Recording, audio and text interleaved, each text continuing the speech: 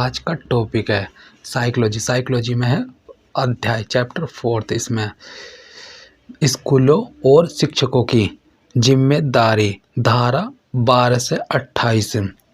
धारा 12 कक्षा 1 से कक्षा 8 तक के विद्यालयों में कुल सीटों का 25% गरीब, कमजोर वर्ग, असुविधा वंचित वर्ग और वंचित बच्चों के लिए आरक्षित रहेगा। मुफ्त शिक्षा के लिए उनकी फीस की प्रतिपूर्ति उपयुक्त सरकार द्वारा की जाएगी। धारा 13 किसी भी बच्चे से कोई प्रवेश शुल्क, कैपिटेशन शुल्क, प्रवेश परीक्षा या स्क्रीनिंग टेस्ट नहीं लिया जाएगा और निगरानी प्रक्रिया निषिद्ध होगी।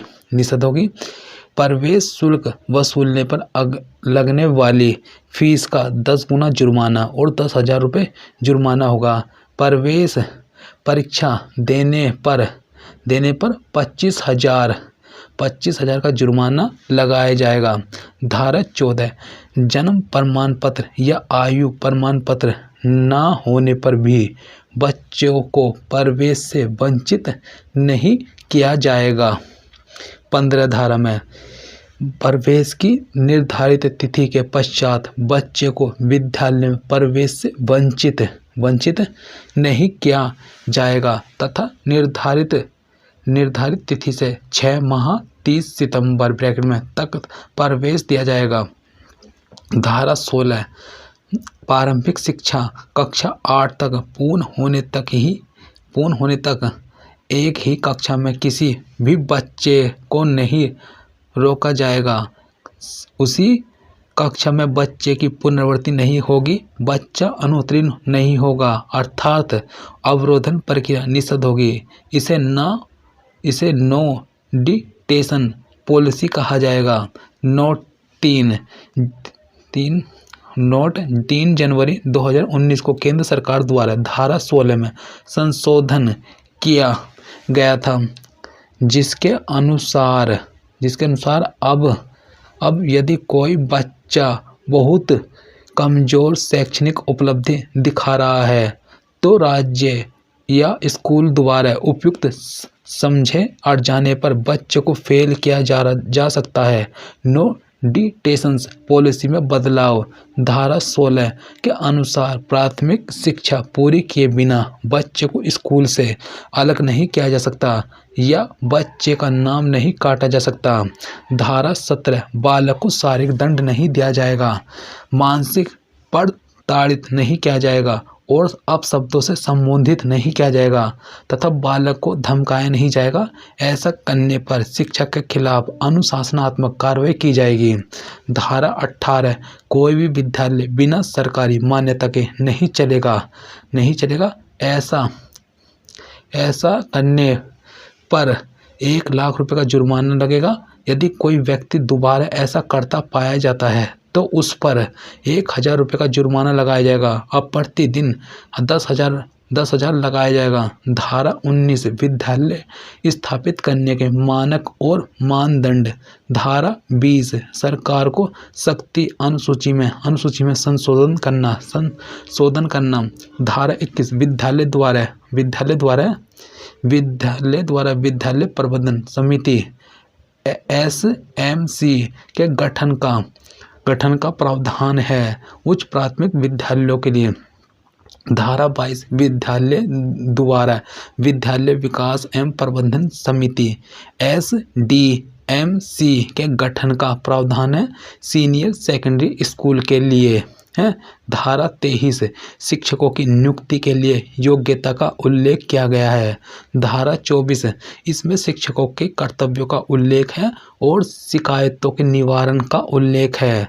धारा 25 इसमें छात्र और शिक्षक के अनुपात का वर्णन किया गया है।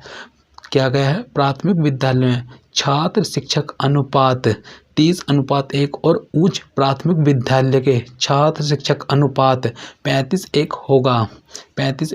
200 से अधिक विद्यार्थी होने पर शिक्षकों को अतिरिक्त एक प्रधानाध्यापक एक प्रधानाध्यापक पृथक अर्थात 200 या अधिक विद्यार्थी, 5 शिक्षक तथा एक प्रधानाध्यापक होगा।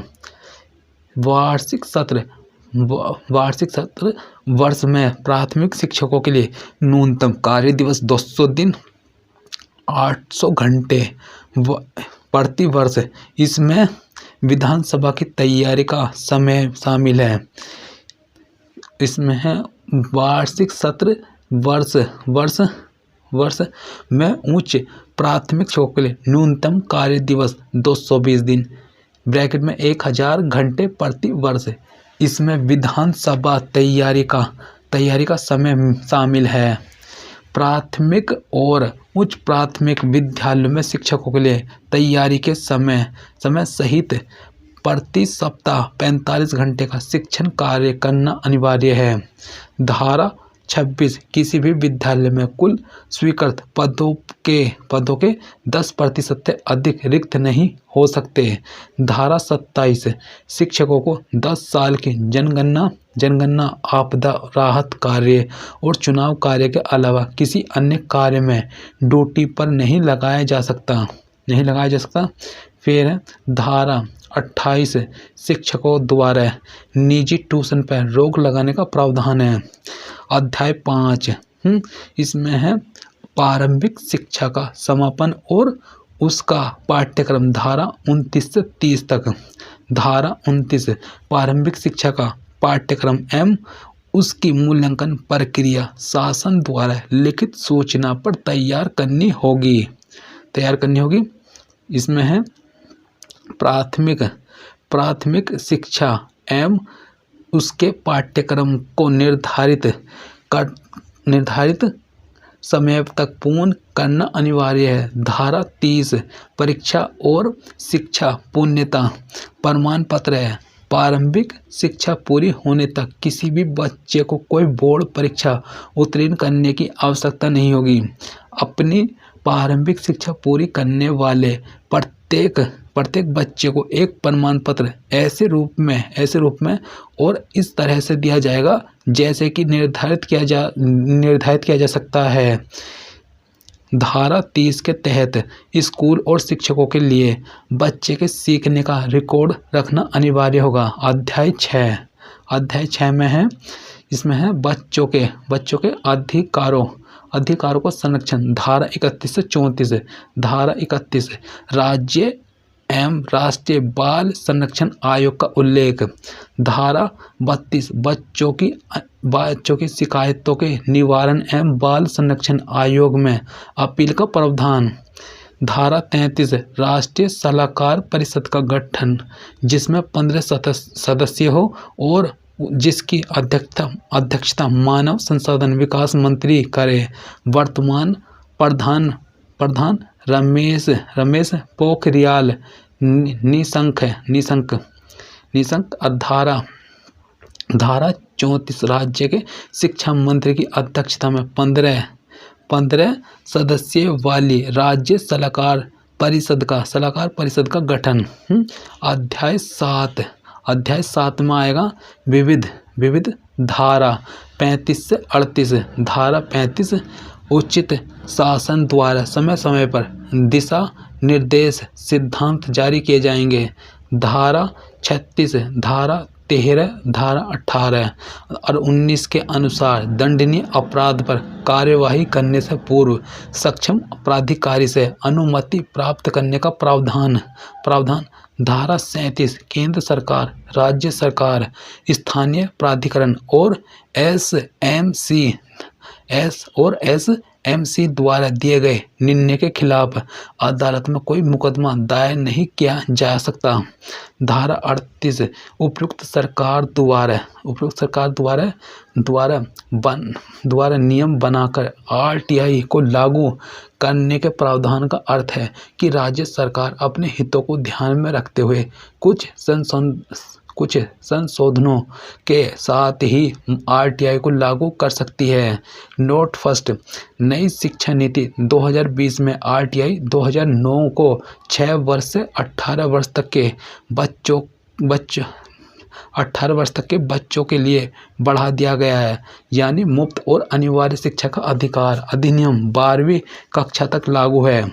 नोट 2 86वें संविधान संशोधन 2002 ने कक्षा 6 से 14 वर्ष के बच्चों की शिक्षा को पहली बार कानूनी अधिकार बनाया और संख्या 11वां मौलिक कर्तव्य भी 86वें संविधान संशोधन द्वारा जोड़ा गया। नोट 3 सब भारत आरती को लागू करने के लिए 135वें स्थान पर है। नोट 3 भारत आरती को लागू करने के लिए 135वें स्थान पर है, जबकि पहला देश नॉर्वे है। नोट 4 आरटीआई को संविधान के अनुच्छेद 21 के साथ जोड़कर इसे मौलिक अधिकारों का रूप देने के लिए अनुच्छेद 21 में संशोधन किया गया।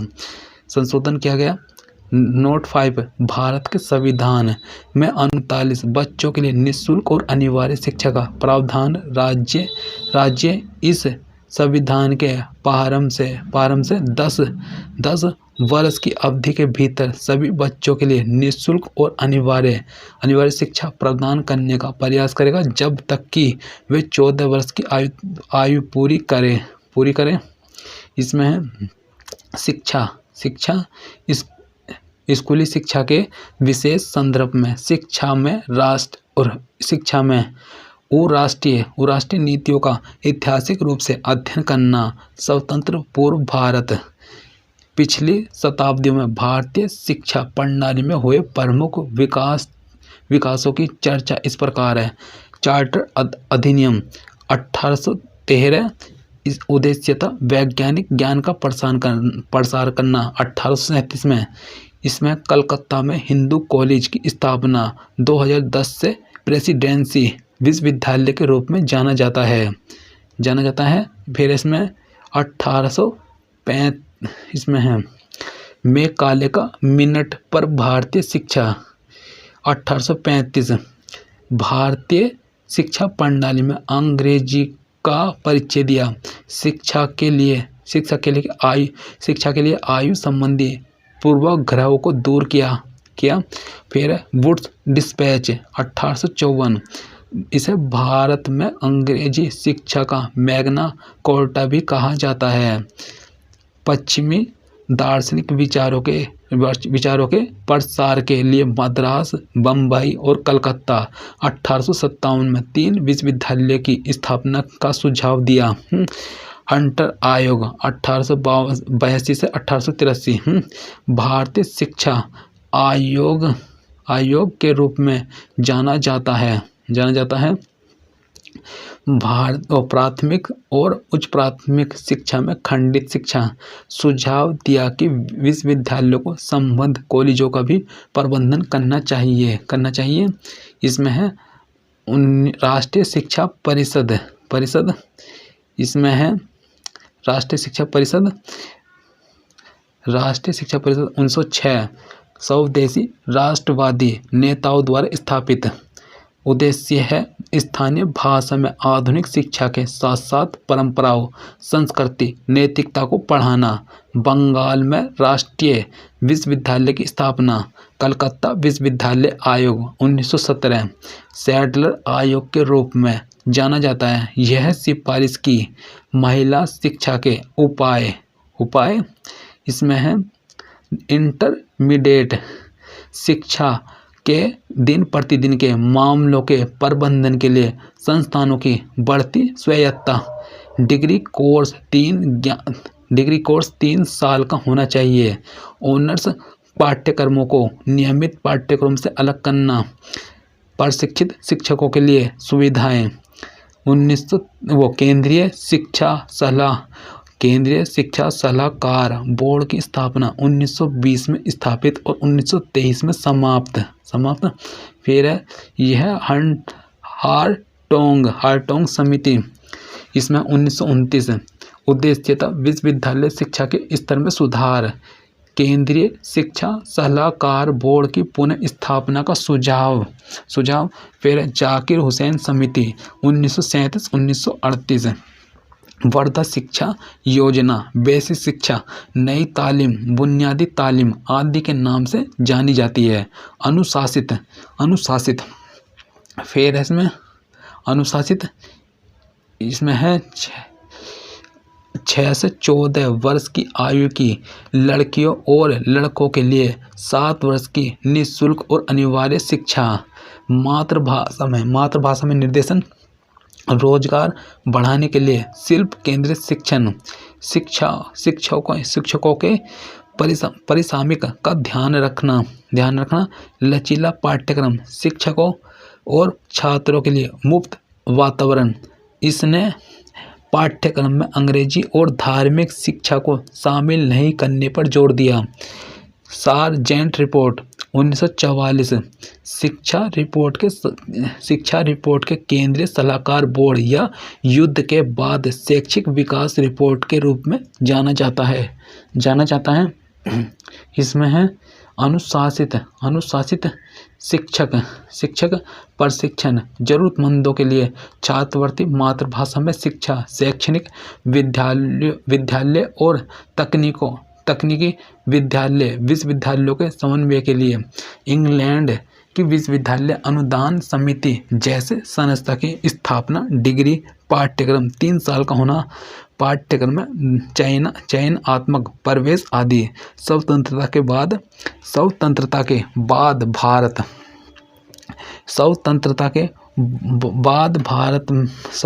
के बाद के समय में भारतीय उच्च शिक्षा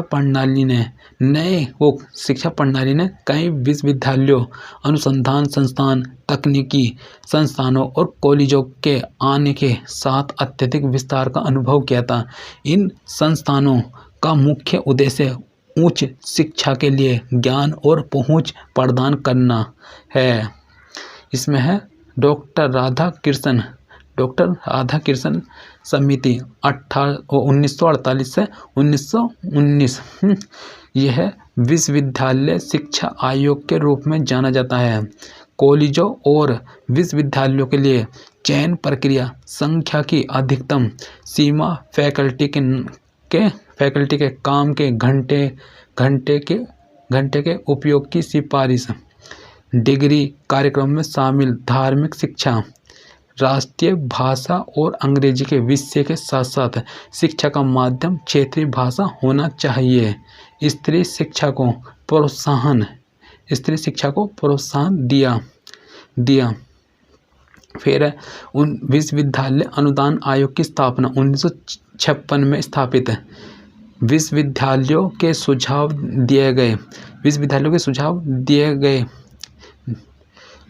सुझाव गए संगठनात्मक सेटअप। डॉक्टर मुदालियर आयोग 1952-1953 माध्यमिक शिक्षा आयोग के रूप में जाना जाता है। बहुउद्देशीय विद्यालयों की स्थापना, 3 वर्षीय माध्यमिक और 4 वर्षीय उच्चतर माध्यमिक प्रणाली आदि की सिफारिश की। श्रीमती दुर्गाबाई देशमुख समिति 1958 महिला शिक्षा पर राष्ट्रीय समिति के रूप में जाना जाता है। डॉक्टर संपूर्णानंद समिति 1961 भावनात्मक एकता पर समिति के रूप में जाना जाता है। पाठ्यचर्या गतिविधियों, अल्पसंख्यक भाषा, शैक्षणिक, पर्यटन, राष्ट्रगान गायन, स्कूल वर्दी आदि के पुनर्गठन की सिफारिश की।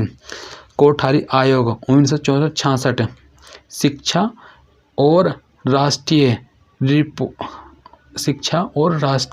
विकास रिपोर्ट को शिक्षा आयोग भी कहा जाता है। इसमें है अनुशासित सामान्य विद्यालय प्रणाली, मुफ्त और अनिवार्य शिक्षा के लिए कार्यक्रम का विकास, शिक्षकों को अकादमिक स्वतंत्रता, क्षेत्रीय भाषा का उपयोग, त्रिभाषा सूत्र का कार्य, नवीन शिक्षा तक समान पहुँच, पाठ्य पुस्तकों का प्रकाशन, उपलब्ध संसाधनों के आधार पर सीटों की संख्या तय करना, शिक्षा पर राष्ट्रीय नीति 1968। शिक्षा प्रणाली के आमूलचूल पुनर्निर्माण की आवश्यकता पर बल दिया। राष्ट्रीय अध्यापक शिक्षा परिषद की स्थायी समिति 1975 से 1976। शैक्षिक प्रौद्योगिकी में शिक्षक प्रशिक्षकों के संवर्ग के सर्जन की अनुशंसा। फिर श्री ईश्वर भाई पटेल समिति 1977। 10 वर्षीय स्कूल के लिए पाठ्यचर्या पर समीक्षा समिति। शिक्षकों पर राष्ट्रीय आयोग 1983-1985। अध्यक्ष प्रोफेसर DP चट्टोपाध्याय। वस्तुनिष्ठ परीक्षण, रेटिंग स्केल, समूह चर्चा एवं व्यक्तिगत साक्षात्कार आदि के संयोजन के आधार पर अनुशासित चयन प्रशिक्षण का एक हिस्सा बनने के लिए शैक्षिक मनोविज्ञान, शिक्षा का समाजशास्त्र और शैक्षिक दर्शन, आधुनिक तकनीक से संबंधित कौशल इसमें है। कार्यवाही के शिक्षा कार्यक्रम पर राष्ट्र नीति 1986 पर ध्यान केंद्रित। सार्वभौमिक पहुंच और नामांकन। 14 वर्ष की आयु तक के बच्चों का सार्वभौमिक प्रतिधारण। शिक्षा की गुणवत्ता में सुधार। आचार्य राममूर्ति समिति 1990। शिक्षा पर राष्ट्रीय नीति की समीक्षा के लिए समिति 1986। एक प्रबुद्ध और मानवीय समाज की ओर। फिर इसमें केंद्रीय सलाहकार इसकी समिति शिक्षा समिति दूरी पर शिक्षा 1992 में आएगी। राज्य UGC की मंजूरी के बाद कॉलेजों के निर्माण के लिए कानून बनाएंगे। प्रवेश प्रक्रिया को विनियमित करने के लिए UGC national policy of education 1986 program of action. यह है राष्ट्रीय सलाहकार समिति बिना बोझ के सीख रही है। 1992 शिक्षक शिक्षा अधिनियम के लिए राष्ट्रीय परिषद 1993। फिर यह है प्रोफेसर यशपाल समिति 1993। राष्ट्रीय सलाहकार समिति की सिफारिशों के कार्यान्वयन की व्यवहारिकता की जांच करने के लिए समूह। प्रोफेसर रामपाल पारेख समिति 1993। B.Ed पर समित पत्र व्यवहार। विशेष अभिविन्यास कार्यक्रम विद्यालय के लिए शिक्षकों की SOPT 1994-1997। इसमें है राष्ट्रीय पाठ्यक्रम रूपरेखा विद्यालय के लिए शिक्षा 2000। राष्ट्रीय पाठ्यक्रम रूपरेखा 2005। पाठ्यक्रम रूपरेखा शिक्षक के लिए शिक्षा 2006। फिर है इसमें राष्ट्रीय पाठ्यक्रम वो रूपरेखा शिक्षक के लिए शिक्षा 2009। प्रोफेसर यशपाल समिति 2009 उच्च शिक्षा के नवीनीकरण और कायाकल्प पर सलाह देने वाली समिति। फिर इसमें आदि के शैक्षणिक कार्यों को शामिल करने के लिए राष्ट्रीय उच्च शिक्षा और अनुसंधान आयोग NCHER का निर्माण। संस्थानों के बीच विवादों को हल करने के लिए राष्ट्रीय शिक्षा न्यायाधिकरण का गठन। केंद्र द्वारा राज्य वित्तपोषित विश्वविद्यालयों को अधिक वित्तीय सहायता। यह निःशुल्क और अनिवार्य बाल शिक्षा का अधिकार अधिनियम 2009। सरकार 6 से 14 वर्ष की आयु के सभी बच्चों के लिए निःशुल्क और अनिवार्य शिक्षा की व्यवस्था करेगी। इसमें है शारीरिक दंड, मानसिक प्रताड़ना, प्रवेश के लिए स्क्रीनिंग प्रक्रिया, कैपिटेशन फीस, शिक्षकों द्वारा निजी ट्यूशन आदि पर रोक, मसौदा राष्ट्रीय शिक्षा नीति के लिए समिति 2019 में रिपोर्ट प्रस्तुत। इसमें है डॉक्टर अध्यक्ष डॉक्टर के कस्तूरीरंगन। इसमें है पहुंच, इक्विटी, गुणवत्ता, सामर्थ्य और जवाबदेही से संबंधित चुनौतियों का समाधान करने का प्रस्ताव। आरंभिक बाल्यावस्था देखभाल पर अधिक जोर देने की आवश्यकता। ये 2017 से सबमिटेड रिपोर्ट इन 2019। ठीक है। इसमें है वर्तमान परीक्षा प्रणाली में सुधार, शिक्षक प्रशिक्षण पर ध्यान दे, शिक्षा का पुनर्गठन, नियामक ढांचा। इसमें है नियामक ढांचा के बाद आएगा राष्ट्रीय शिक्षा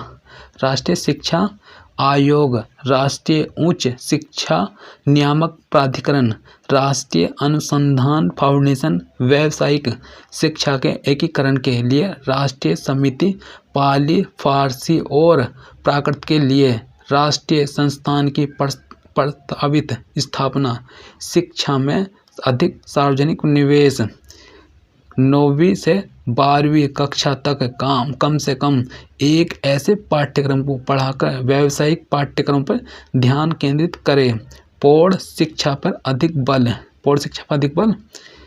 फिर इसमें स्कूल पाठ्यचर्या के सिद्धांत, परिप्रेक्ष्य, सीखना और ज्ञान, पाठ्यचर्या क्षेत्र, स्कूल चरण, शिक्षा शास्त्र और मूल्यांकन, राष्ट्रीय पाठ्यचर्या रूपरेखा को आमतौर पर NCF के रूप में जाना जाता है, जो अवसरों की समानता, सीखने के आकलन, गुणवत्ता के अनुभव, शैक्षिक उद्देश्यों आदि जैसे मुद्दों को संबोधित करने के लिए दृष्टि से संचालित किया जाता है।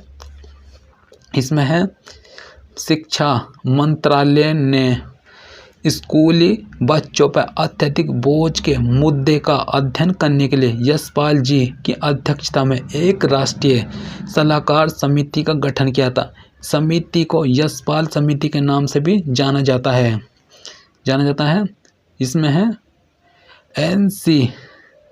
NCERT द्वारा भारत में 4 NCF प्रकाशित किए गए हैं, जिनमें NCF 1975, NCF 1988, NCF 2000 और NCF 2005 शामिल है। NCF 2005 को 22 भाषाओं में अनुवादित किया गया है और 17 राज्यों में पाठ्यक्रम को प्रभावित किया है। NCF में 15 सदस्य और 21 फोकस समूह हैं। NCF 2005 राष्ट्रीय शिक्षा परिषद अनुसंधान और प्रशिक्षण NCERT द्वारा 2005 में प्रकाशित राष्ट्रीय पाठ्यचर्या की रूपरेखा है। इसमें यह कक्षा की गतिविधियों को अधिक लचीला और दैनिक जीवन से संबंधित बनाने पर जोर देता है। NCF 2005 गतिविधियों और अन्वेषण में संलग्न होकर छात्रों के सक्रिय भागीदारी पर बल देता है। यह अधिगम के रचनावादी दृष्टिकोण पर केंद्रित है। राष्ट्रीय पाठ्यचर्या की रूपरेखा 2005 के अनुसार शिक्षण सक्रिय और प्रकृति में सामाजिक है, क्योंकि एक निष्क्रिय पाठ्यक्रम बच्चे के सामाजिक, शारीरिक, बौद्धिक विकास में योगदान नहीं कर सकता है। 5 मार्गदर्शक सिद्धांत।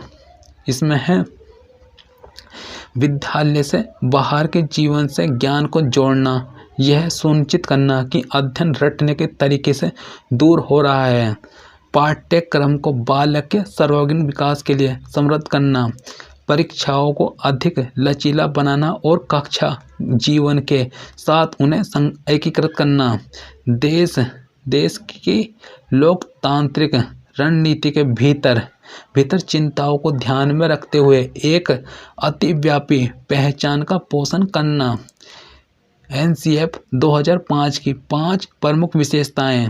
फर्स्ट है इसका मुख्य उद्देश्य बाल केंद्रित अधिगम की प्रक्रिया के साथ बिना बोझ के अधिगम बहुभाषी शिक्षा को बढ़ावा देना, रट कर सीखने को प्रतिस्थापित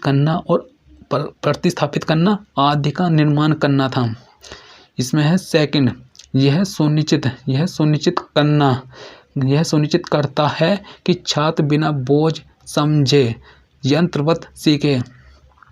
थर्ड है एनसीएफ के माध्यम से बहुत सी परीक्षा और मूल्यांकन सुधार भी पेश किए गए हैं। वित्तीय सुधार एनसीएफ 2005 की विशेषता नहीं है। फिर एनसीएफ बाल केंद्रित दृष्टिकोण तैयार करके बच्चों के सार्वभौमिक नामांकन और प्रतिधारण को बढ़ावा देता है। एनसीएफ 2005 ने निम्नलिखित में प्रमुख बदलावों की सिफारिश शिक्षार्थी केंद्रित लचीली प्रक्रिया के लिए शिक्षक केंद्रित स्थिर रूपरेखा बनाना, शिक्षक की दिशा और शिक्षार्थी स्वायत्तता का निर्णय, शिक्षक मार्गदर्शन और नियंत्रण और अधिगम के लिए प्रोत्साहन के लिए प्रतिनिधि, अधिगम में भागीदारी प्राप्त करने के लिए निष्क्रिय ग्रहण, एक व्यापक सामाजिक संदर्भ में सीखने के लिए कक्षा में सीखना, दिए गए ज्ञान से ज्ञान का निर्माण, विभिन्न और अपसारी प्रदर्शन के लिए अनुशासनात्मक ध्यान केंद्रित, सतत और व्यापक मूल्यांकन के लिए कभी कभी परीक्षा और मूल्यांकन, बोझ रहित शिक्षा।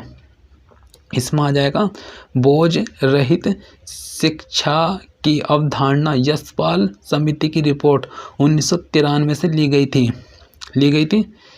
आजीवन स्व अधिगम और कौशल विकास के अवसर सहित अधिगम गुणवत्ता को बढ़ावा देने के साथ साथ सभी स्तरों पर स्कूली बच्चों विशेष रूप से बच्चों पर बोझ को कम करने के बारे में सलाह देने के लिए यह अवधारणा ली गई है। एनसीएफ 2005 अधिगम को एक सुखद अनुभव और परीक्षण के आधार के रूप में पाठ्य पुस्तकों से दूर जाने और बच्चों के तनाव को दूर करने के लिए बिना बोझ के अधिगम पर बल देता है। यह भी कहा गया कि बच्चों को किसी भी प्रकार के प्रदर्शन के दबाव या असफलता के भय से मुक्त प्राकृतिक वातावरण में सीखना चाहिए। एनसीएफ 2005 के अनुसार अत्यधिक बोझ से दबा हुआ विद्यालय का बैग एनसीएफ के रूप में बच्चों के लिए एक शारीरिक असुविधा है। इसमें आ जाएगा शारीरिक असुविधा है। फिर इसमें सामग्री आधारित परीक्षण से योग्यता आधारित परीक्षण में परिवर्तन पर ध्यान केंद्रित करता है। शिक्षा प्रणाली को बोझ के बजाय आनंदपूर्ण बनाने के लिए शिक्षा व्यवस्था में प्रमुख बदलाव की सिफारिश है। बच्चों को ज्ञान के अपने संस्करण बनाने में सक्षम बनाने के लिए सीखने की प्रक्रिया में शामिल करने पर जोर देता है। अत्यधिक भार युक्त स्कूल बैग बच्चों के लिए एक शारीरिक असुविधा है। गणित एनसीएफ 2005 इस बात पर जोर देता है कि गणित में सफल होना हर बच्चे के लिए अनिवार्य होना चाहिए। इसमें प्राथमिक स्तर पर गणित की शिक्षा का मुख्य लक्ष्य एक बच्चे की सोच का गणितीकरण है। फिर प्रत्येक शिक्षार्थी को सफलता की भावना के साथ संलग्न करना, जबकि एक ही समय में उभरते हुए गणितज्ञ को वैचारिक चुनौतियों को पेशकश करना प्रारंभिक व प्रक्रियात्मक ज्ञान के बजाय छात्रों की क्षमताओं की जांच करने के लिए मूल्यांकन के तरीके बदलना, विभिन्न प्रकार के गणितीय संसाधनों के साथ शिक्षकों को समर्थ बनाना, भाषा में आएगा, भाषा में यह निर्देश के माध्यम के रूप में मातृभाषा पर बल देने के साथ 3 भाषा सूत्र को लागू करने पर बल देता है। यह हर विषय के विभिन्न अंग के रूप में भाषा पर केंद्रित है, क्योंकि पठन, लेखन, श्रवण और भाषण सभी पाठ्यक्रम क्षेत्रों में बच्चे की प्रगति में योगदान देते हैं और इस प्रकार अधिगम का आधार बनता है। विज्ञान के शिक्षण पर फोकस समूह ने स्कूल विज्ञान पाठ्यक्रम में प्रयोग आधारित शिक्षा पर जोर दिया। इसमें है बाहरी परीक्षाओं के महत्व को कम करते हुए प्रयोग आधारित शिक्षा की संस्कृति को बढ़ावा देने के लिए स्कूल की पुस्तकालयों, प्रयोगशालाओं और कार्यशालाओं में सुधार करना आवश्यक है। सार्वजनिक पक्ष से डेटाबेस का उपयोग करने वाले एक कंप्यूटर इंटरफेस प्रयोगों और परियोजनाओं की आवश्यकता महसूस की गई है। बच्चों के रोजमर्रा के अनुभवों की जांच और विश्लेषण करने में सक्षम बनाने के लिए विज्ञान के शिक्षण की पुनरावृत्ति होनी चाहिए। पर्यावरण शिक्षा हर विषय का हिस्सा बनना चाहिए।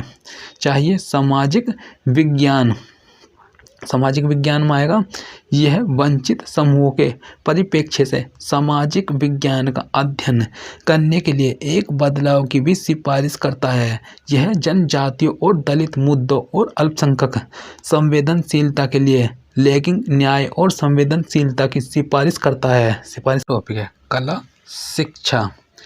एनसीएफ 2005 ने सभी 4 प्रमुख क्षेत्रों अर्थात संगीत, नृत्य, दृश्य कला और रंगमंच का आच्छादन करने वाले सभी चरणों में एक विषय के रूप में कला की सिफारिश की। कला शिक्षा न केवल छात्र में रचनात्मकता और कला की प्रशंसा विकसित करने के लिए प्रासंगिक है, बल्कि छात्रों में कला आधारित पूछताछ कौशल को विकसित करने के लिए भी आवश्यक है। भारत के विरासत शिल्प के महत्व को उसके आर्थिक और सौंदर्य दोनों मूल्यों के संदर्भ में जानना छात्रों के व्यक्तित्व और मानसिक स्वास्थ्य को विकसित करने के लिए भारत की विशाल और विविध कला विरासत के बारे में जागरूकता फैलाना, छात्रों में रचनात्मकता और महत्वपूर्ण सोच कौशल विकसित करना। एनसीएफ के अनुसार शिक्षक की भूमिका। भारत के राष्ट्रीय पाठ्यचर्या की रूपरेखा 2005 में एक शिक्षक से यह अपेक्षा की गई कि वह बच्चों के सीखने में सहायक हो, जिससे बच्चों को ज्ञान का निर्माण करने में मदद मिले। एक शिक्षक भी एक शिक्षार्थी, परामर्शदाता, प्रबंधक, मूल्यांकनकर्ता और प्रवर्तक के रूप में कार्य करता है। शिक्षकों की भूमिका को शिक्षार्थियों को उनके सीखने में सक्रिय प्रतिभागियों के रूप में देखने के लिए माना जाता है, न कि ज्ञान के प्राप्तकर्ता के रूप में। एनसीएफ 2005 समावेशी शिक्षा प्रणाली को प्रोत्साहित करता है, क्योंकि यह स्कूल को एक ऐसी जगह बनाने के बारे में है जहां सभी बच्चे भाग ले सकते हैं और सीख सकते हैं। शिक्षा के परिप्रेक्ष्य भारत जैसे बहुलतावादी समाज के लिए राष्ट्रीय शिक्षा प्रणाली को मजबूत करना, परीक्षा को कक्षा शिक्षण में एकीकृत करना और इसे अधिक औपचारिक, वैकल्पिक और लचीला बनाना, सीखना और ज्ञान, शिक्षार्थी के विकास और सीखने के बीच पत्राचार पाठ्यचर्या प्रथाओं के लिए आंतरिक है। ज्ञान सूचना से अलग है, ज्ञान सूचना से अलग है। ज्ञान के निर्माण और रचनात्मकता को बढ़ावा देने के लिए सीखने के अनुभव को करना व्यवस्थित करना, ज्ञान के व्यावहारिक निर्माण के लिए प्रशासनात्मक सीमाओं के पार ज्ञान को जोड़ना, सामाजिक मुद्दों पर महत्वपूर्ण दृष्टिकोण विकसित करने के लिए सीखने के अनुभव, संवैधानिक मूल्यों और सिद्धांतों के माध्यम से मध्यस्थता वाली स्थानीय ज्ञान को शामिल करने वाली पाठ्य पुस्तकों और अन्य सामग्री की बहुलकता, पाठ्यचर्या क्षेत्र नए प्रयासों के साथ त्रिभाषा सूत्र का कार्यान्वयन। यह विचार की घरेलू भाषा मातृभाषा की बुनियाद बनाने के लिए सबसे अच्छा माध्यम है। आदिवासी भाषाओं पर भी लागू होता है। इसमें है भारतीय समाज का बहुभाषी चरित्र भाषा प्रवीणता को बढ़ावा देने के लिए एक संसाधन है।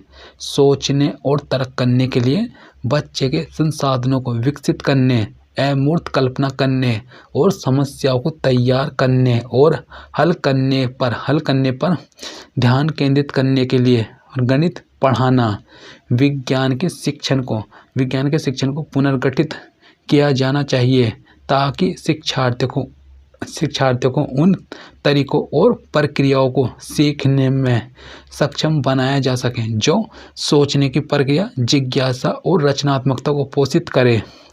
महत्वपूर्ण विषयों के उपचार में एकीकृत दृष्टिकोण पर जोर देते हुए सामाजिक विज्ञान को अनुशासनात्मक दृष्टिकोण से माना जाना चाहिए। इसमें है सामाजिक मुद्दों पर विचार प्रक्रिया, निर्णय लेने और महत्वपूर्ण प्रतिबिंबों को विकसित करने के लिए शैक्षणिक प्रथाओं को सक्षम करना महत्वपूर्ण है। स्कूल पाठ्यक्रम के महत्वपूर्ण घटक बनाने के लिए कला और विरासत, शिल्प और स्वास्थ्य और शारीरिक शिक्षा, राष्ट्रीय चिंताएं, व्यावसायिक योजना, प्रारंभिक बाल्य अवस्था देखभाल और शिक्षा का महत्वपूर्ण विस्तार, पर्यावरण से संबंधित चिंताएं और मुद्दे, शांति उन्मुख मूल्य और लैंगिक समानता के प्रति संवेदनशीलता और अनुसूचित जाति और अनुसूचित जनजाति और अल्पसंख्यकों के प्रति सभी विषयों और स्कूल के अनुभवों को सूचित किया जाना चाहिए। प्रणालीगत सुधार, शिक्षण एक पेशेवर गतिविधि है। बेहतर शिक्षक प्रदर्शन के लिए न्यूनतम बुनियादी ढांचे और भौतिक सुविधाओं की उपलब्धता, स्थानीय रूप से नियोजित लचीला स्कूल कैलेंडर और समय सारणी। इसमें है नए दृष्टिकोण और इंटरैक्टिव प्रौद्योगिकियों तक पहुंच के आधार पर पाठ्य पुस्तकों, शिक्षकों की पुस्तिकाओं और अन्य सामग्री की पुनर्संकल्पना, गुणवत्ता और जवाबदेही बढ़ाने के लिए पंचायती राज संस्थाओं को मजबूत करना और सामुदायिक भागीदारी को प्रोत्साहित करना, प्रशिक्षण और शिक्षण की प्रक्रिया में व्यावसायिकता को दर्शाने के लिए शिक्षक शिक्षा कार्यक्रम को नया रूप देना, पूर्व प्राथमिक से वरिष्ठ माध्यमिक स्तर तक स्कूली पाठ्यक्रम शैक्षणिक माध्यमिक के रूप में उत्पादक कार्य। इसमें है व्यावसायिक शिक्षा और प्रशिक्षण को एक मिशन मोड में परिकल्पित और कार्यान्वित किया जाना है। परीक्षा सुधार, हाईलाइट सामग्री आधारित परीक्षण से समस्या समाधान और योग्यता आधारित छोटी अवधि की परीक्षाओं में बदलाव, लचीली समय सीमा, पाठ्यक्रम का दर्शन, सफल व्यक्ति आत्मविश्वासी और सक्षम। इसमें है जिम्मेदार और योगदान, मूल्यांकन शिक्षा शास्त्र। फर्स्ट है सीखने का समर्थन करने के लिए जारी है। एक सकारात्मक माहौल में सीखना जो छात्रों को उत्कृष्टता प्राप्त करने में सहायता करता है। सभी आयामों में उपाय करता है। इसमें है पूर्व ज्ञान के आधार पर सीखना और छात्रों को सक्रिय शिक्षार्थियों के रूप में देखा जाता है जो व्यक्तिगत अनुभव से ज्ञान का निर्माण करते हैं। थर्ड, सीखने की रणनीतियों, प्रक्रियाओं और सीखने के परिणामों को संबोधित करता है। मानदंड आधारित शिक्षार्थी अपने स्वयं के सीखने पर प्रतिबिंबित करते हैं। इसमें है स्पष्ट सफलता मानदंड वाले विभिन्न कार्य ज्ञान पर अनुप्रयोग पर ध्यान केंद्रित करना। छात्रों को नियमित शिक्षार्थी बनने को सुनिश्चित करने के लिए चिंतनशील अभ्यास के अवसर व्यक्तिगत और सभी शिक्षार्थियों की जरूरतों को पूरा करता है। वास्तविक दुनिया से संबंधित प्रामाणिक कार्य विद्यार्थी वास्तविक जीवन की स्थितियों से संबंध स्थापित कर सकते हैं।